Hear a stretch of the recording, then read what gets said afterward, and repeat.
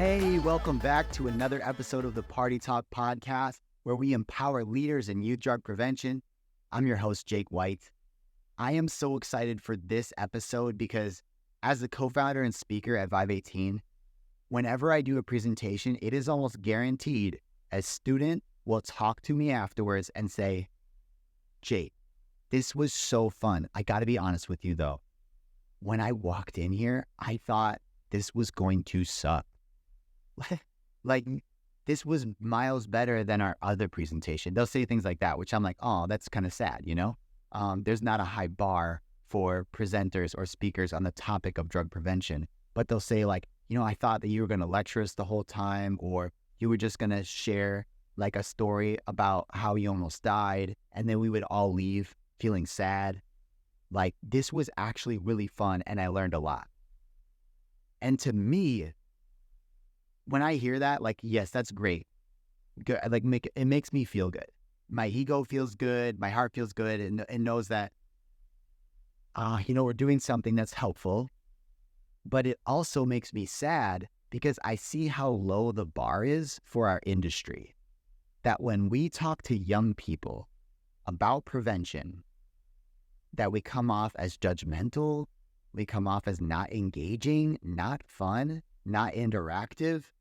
And that students, when we think about speakers, like, a lot of people don't bring in speakers because they've had people in front of their audience and the students have sat on their phones, or they've fallen asleep, or they didn't get anything out of it, or they complained about it afterwards. And to me, it's like, oh, it's so sad the bar is that low, because then it gives us as drug prevention specialists and school counselors and principals and anybody who is going in to try to affect change with a group of students, they have this wall up that we have to break through because everything before it has been so bad. And so this episode, I want to share some simple things. Like, you could take something from today and implement it tomorrow in front of a group of students, and you would immediately see a more effective approach. You would have more engagement, more fun, and students learning in a more conducive atmosphere because we're not fighting them, we're working with them. And so let's dive into it right away. Let's start with some things to start avoiding. And let's set the stage. This is if you are speaking with a group of 30 students or more. 30 students or more. And let's pretend you're someone who's not with them every day. It's not a classroom setting like they see you every day. You're viewed of more of like a special guest. And so that's probably, if you're a drug prevention specialist, if you're part of a coalition, you're part of a community organization that partners with the schools to provide different services and education around whatever topic it might be. For me, it's drug prevention and substance use prevention, but it could be anything.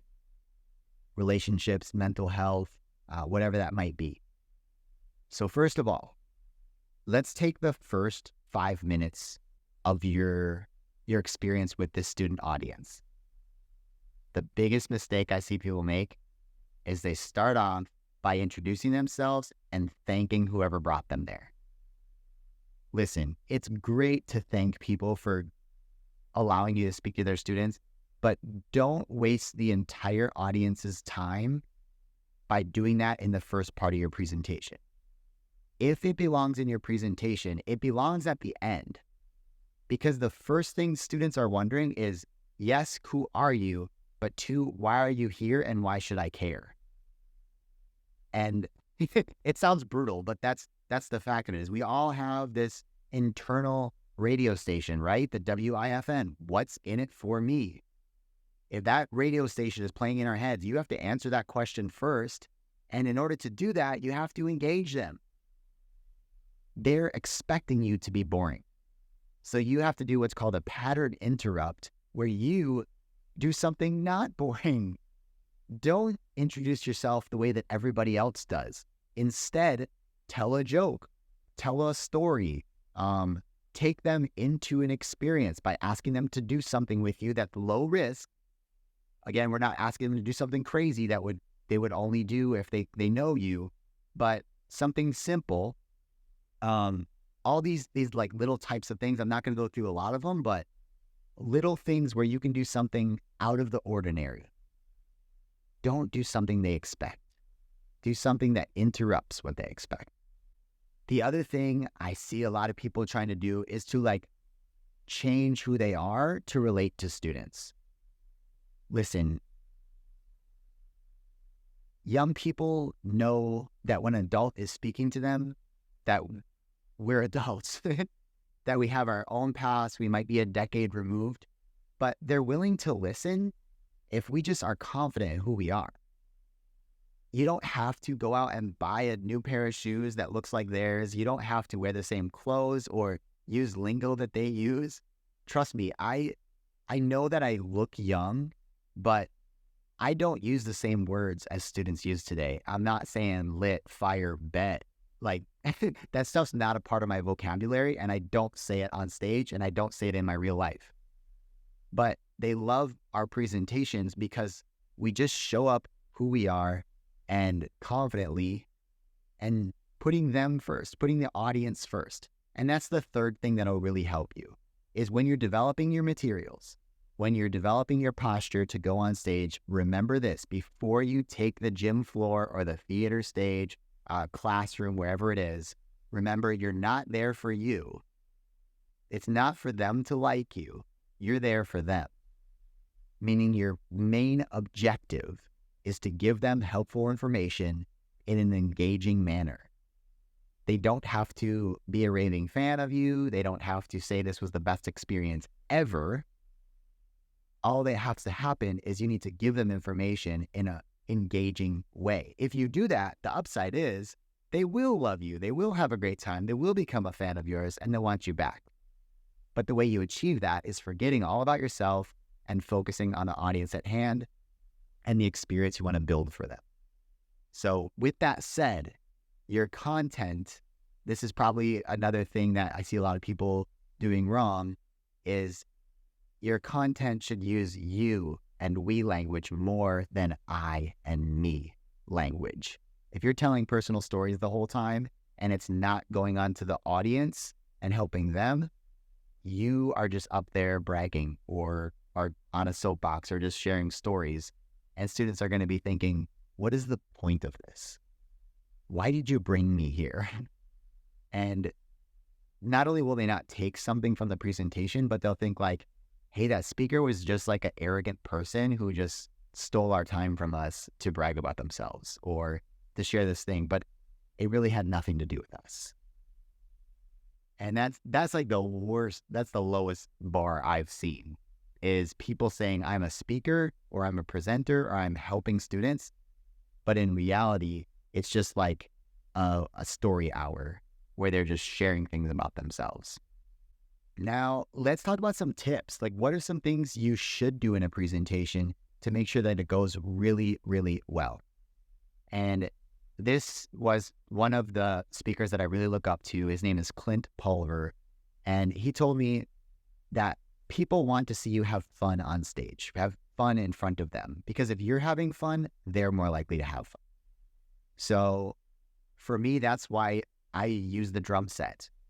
It's really engaging for the audience because I have fun playing it and I make the crowd interact with me as I do it. It's not just like a show. Hey, watch me, check this out. I'm having them yell and chant and do stuff as a team.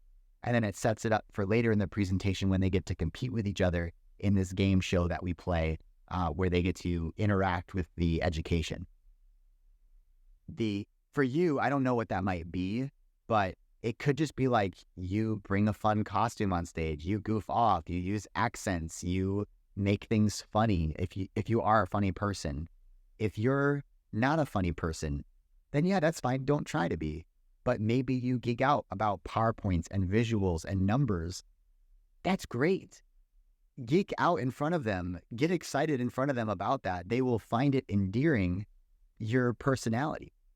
So be willing to show yourself, be vulnerable, enjoy the things that you enjoy on stage, and they will enjoy the whole experience as well. This next thing comes from a training I did with Josh Shipp. He's this phenomenal communicator, speaker, and he has a training program called Youth Speaker University. And it's like the foundation of everything I learned. But basically he uses this model of me, we, you. And so anytime you make a point, you have a me, which is probably a story, right? People love stories, personal things. They get to know us a little bit. They can relate to us. As humans, we really, really love stories. So you have the me, then you talk about we. This is the data, what else? Like supporting documents, quotes, anecdotes, metaphors, how the world works. It's like, hey, as a collective, this supports the story I told, or something about me. This is more evidence. And then you, which is put it on the audience. How does this apply to your life right now? What am I asking you to do because you now have this new piece of information? And you can follow that format throughout your entire speech to build a really, really engaging one. And if you want to stand out, as you go through that framework, ask yourself, how can I have the audience experience this instead of me just telling them this? For me, this is the key of having a drum set on stage with me, is because at the beginning, I'm going to play the drums. At the end, I'm going to teach the drums. So they're going to learn, I can actually develop a skill set in a short amount of time. And when I tell them, hey, imagine a lifetime of building skill sets instead of taking shortcuts, instead of relying on a drug, a substance to get what you want short term, but it could potentially cut your life short. That's why it's called a shortcut. Is what if you developed a skill set like this, playing the drums? What if you learn how to cope with life stresses? You learn real social skills. Then I bet you could build that future that you told me you wanted at the beginning of this presentation. And so moments like that will stick with them because they remember you as, oh, that's the person who taught me how to play the drums. Like, I can do that, Like, I didn't even need anything. I did it with all my classmates. It was a really, really cool experience. So if you want to really stand out, ask yourself, how can I help students experience this lesson instead of just hearing it or seeing it? The final thing is for anybody to use. It's not high level. It's just like presenting 101 is test all your equipment beforehand.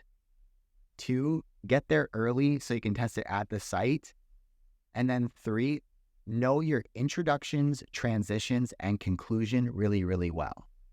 Because what marks, a poor speech from a great one is a great speech has an amazing introduction and close, and then the transitions are seamless. It feels like it was just one flowing thing, and it's because all the different pieces that they introduced to you and that you experienced, it was seamless how they moved from one to the other. So you end up going on this roller coaster of an experience, but it felt like one whole cohesive tour or one cohesive movement that you just got to experience. And so if you want to really, really step up your game in, educating students and having this experience where you bring your presentation to them, that would be my biggest advice that anyone can do, is that advice of practicing your transitions, your opening and your closing the most, and the content, the stories, the activities, the involvement, the back and forth, that can kind of flow and be what it is. They won't care if it's not perfect. But when your close is, they will remember that, and that'll be a great ending to your experience where they'll say, hey, that was fun. When can we have them back again? And for those of us involved in prevention work, that's what we want. We want the schools to say, hey, my students have a great time. They loved the experience. They learned a lot, and it gives us talking points to reinforce throughout the year. And now they're inviting you back, and you develop a real relationship with those organizations.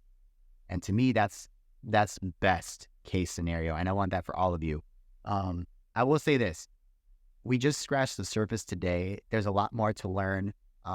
Again, I learned everything from Youth Speaker University by Josh Shipp, and then also True Speaking Success by Arel Moody. And they're both just phenomenal speakers and communicators, and it's just very, very smart. So check them out. And in the future, I will be developing a course for youth workers, people who specifically work for youth in drug prevention and mental health. And so if you think that's something you might be interested in checking out in the future, just go to vive18.com/intro. That's vive18.com/intro. Fill out that form so that I have your information. And then when that rolls out, you'll be the first to know. But until then, keep impacting students in your area. Keep up the great work. If you have any questions, reach out to us. We can hop on a Zoom call to support you. But I appreciate all you do for the students in your community. We'll see you next Monday for another episode of the Party Talk Podcast.